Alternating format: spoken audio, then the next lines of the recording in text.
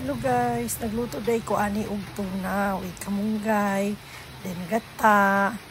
Dayon mao day ni akong mga lamas. Akong gikuan ang tuna, gilahi ang sabaw. Pagkahuman, nagisa din kog luya, and then sibuyas, ahos. Dayon na sibuyas, and then sili dayon kuambuok.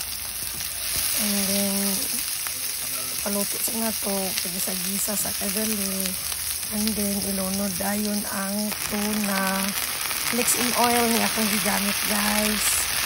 Wala bukuan akong sabaw, gilahi sa akong sabaw. And then ukay-ukayon ng siya, kung maglapot-lapot na siya dayon. Maluto na po dayon ang lamas, api ang sili.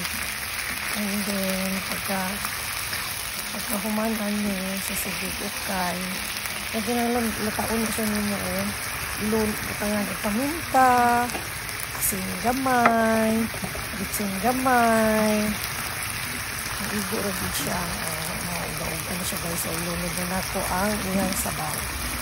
Pagkahuman, lunod na po dayon ang gata.